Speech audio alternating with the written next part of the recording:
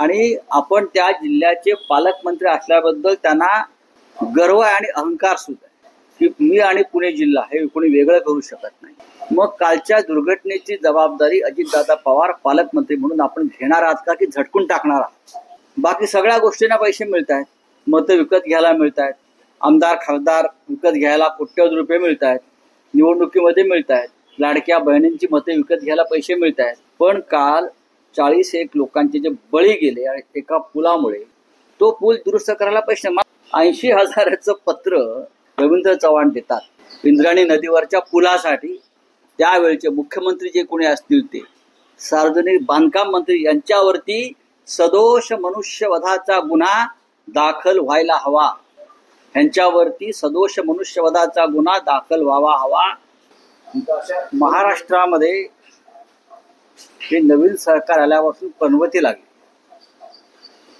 त्याच्यामुळे या सरकारला केंद्रात आणि महाराष्ट्रात पनवती सरकार म्हणायला हरकत नाही. पनवती सरकार सातत्यानं अपघात, घातपात, दहशतवादी हल्ले सुरू आहेत. ऑपरेशन सिंदूर झालं, त्यात पुंछला 17 लोक मारले गेले. त्याच्या आधी पहलगाव झालं, त्यात 26 महिलांचं सिंदूर पुसलं, उजाडलं. अहमदाबादला एक भयानक असा विमान अपघात झाला, तो आता अपघात की आणखी काय तपास सुरू राहील. त्यातही महाराष्ट्राचे 15 ते 16 लोक मरण पावले. काल 2 दुर्घटना घडल्या. मालवणच्या राजकोट किल्ल्यावर छत्रपती शिवाजी महाराजांचा पुतळा जो नरेंद्र मोदींनी बसवला होता तो आधी कोसळला, त्यात भ्रष्टाचार झाला. त्यानंतर मोठ्या गाजावाजा करून सरकारनं, काही मंत्र्यांनी नवीन पुतळा बसवला. काल जे चित्र समोर आलंय, आता 1 महिन्यापूर्वी तुम्ही पुतळ्याचं उद्घाटन केलं आणि संपूर्ण पुतळ्याचा परिसर, चबुतरा, जमीन ज्याच्यावरती कोट्यवधी रुपये खर्च केले तो खचला. पहा तुम्ही चित्र, अत्यंत भयंकर चित्र आहे. समुद्रावर किल्ले यापूर्वी सुद्धा बसवलेले आहेत. गेटवे ऑफ इंडियाचा पुतळा शिवाजी महाराजांचा समुद्रातच आहे, जर आपण पाहिला असेल. आणि त्या पुतळ्याला 60 वर्षापेक्षा जास्त काळ झाला, गेटवे ऑफ इंडियावरचा पुतळा. तसं पाहिलं तर शिवतीर्थावरच्या पुतळ्याजवळ सुद्धा समुद्रच आहे. हे सगळे पुतळे सुरक्षित आहेत कारण त्यात भ्रष्टाचार झाला नाही. पण मालवणच्या पुतळ्यामध्ये पुन्हा एकदा भ्रष्टाचार झाला का, हा ते पैसे कुठे वळवले का, ही शंका लोकांना येते. त्यानंतर दुसरी अत्यंत दुर्दैवी आणि गंभीर घटना पुणे जिल्ह्यात झाली की हा जो कुंडमळा भाग आहे मावळमधला, त्यातल्या इंद्रायणी नदीवरचा एक पूल कोसळला, वाहून गेला. जुना पूल आणि नक्की किती लोक मृत पावलेत याच्याविषयी खरा आकडा अद्याप बाहेर आलेला नाही. लोक वाहून गेले. त्या पुलावर 100 पेक्षा जास्त लोक पर्यटक तिथे उपस्थित होते आणि तो पूल कोसळला आणि किमान 50 लोक वाहून गेले. काही लोक सापडले, काही लोकांना वाचवलं. 5 ते 6 मृतदेह मिळालेले आहे. विकासाच्या गोष्टी करताना आपण, आमच्याशिवाय कोणी विकास करू शकत नाही. माझा प्रश्न अजित पवारांना सुद्धा आहे. त्या जिल्ह्याचे पालकमंत्री सन्मान्य अजित पवार आहेत अनेक वर्ष, आणि आपण त्या जिल्ह्याचे पालकमंत्री असल्याबद्दल त्यांना गर्व आहे आणि अहंकार सुद्धा आहे की मी आणि पुणे जिल्हा हे कोणी वेगळं करू शकत नाही. मग कालच्या दुर्घटनेची जबाबदारी अजितदादा पवार पालकमंत्री म्हणून आपण घेणार आहात का की झटकून टाकणार आहात? कारण तुम्हाला मी काल काहीतरी एक पाहिलं, एका पत्रकाराला दम देत होते, त्यांना सगळंच माहीत असतं. मग त्यांना हा पूल जुना झालाय आणि त्या ठिकाणी आपला आमदार आहे सुनील शेळके नावाचा, ज्याला घेऊन ते फिरत असतात, ज्याच्या निवडणुकीवरती कोट्यावधी रुपये खर्च झालेले, कोट्यावधी. पण 1-2 कोटीचा पूल गेल्या अनेक वर्षामध्ये पालकमंत्री उभा करू शकले नाहीत. पालकमंत्री अशा लहान सहान कामात झोपलेले असतात आणि ती मोठी बिल्डरांची कामं, मेट्रोची कामं, मोठ्या ठेकेदारांची कामं, यात पालकमंत्री जागे असतात, बाकी झोपलेले असतात. काल जे बळी गेले त्याला जबाबदार कोण? जबाबदार कोण? हे अजितदादा पवारांनी सांगायला पाहिजे. आणि सरकार या बाबतीमध्ये किती गंभीर आहे. कागदावरती म्हणे हे पैसे मंजूर झालेत, किती? त्या पुलाच्या निर्मितीसाठी सरकारने पैसे मंजूर केले आहेत कागदावर.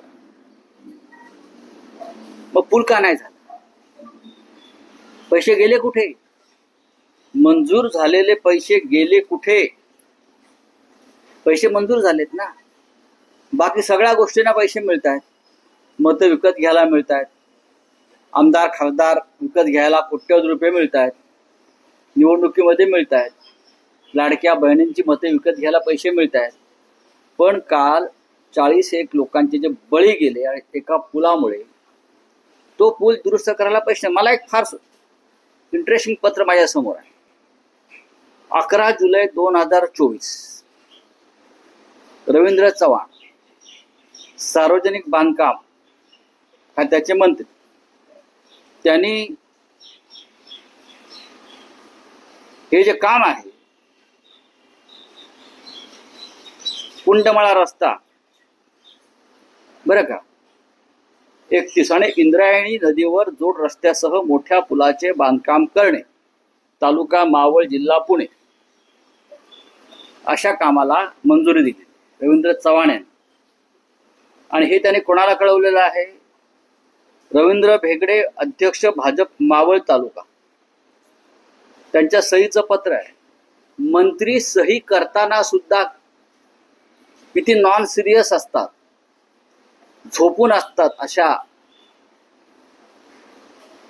8 कोटीचं काम आहे असं मी ऐकलं, पण पत्रावर सही आहे 80,000. ते पहा, म्हणजे आपण कोणत्या कागदावर सही करतो आहोत, म्हणजे किती गांभीर्य आहे अशा काम. 80,000च्या पत्रावर रवींद्र चव्हाण यांनी केलेली सही आहे, आपण पाहू शकता.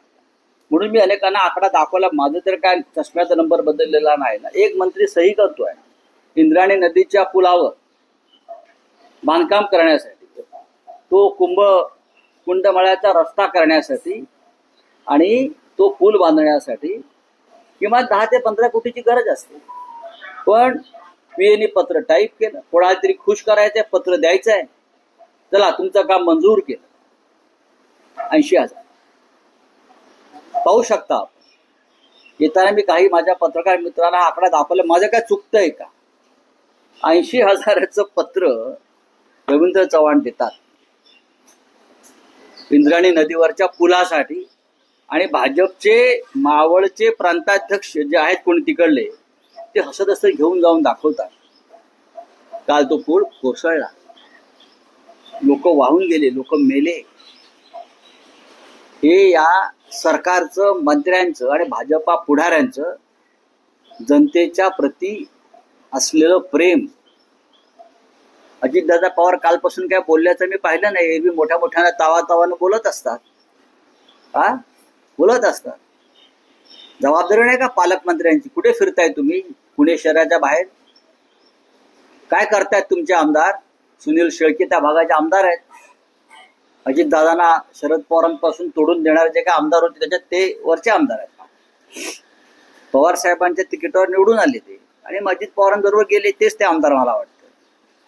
पण आपल्या मतदारसंघामध्ये काय चाललंय, काय धोकादायक बांधकामं होत आहेत, काय विकास करायचा त्याच्याविषयी कुठेही काही आपल्याकडे आमचे राज्याचे मुख्यमंत्री आदेश दिले चौकशीचे.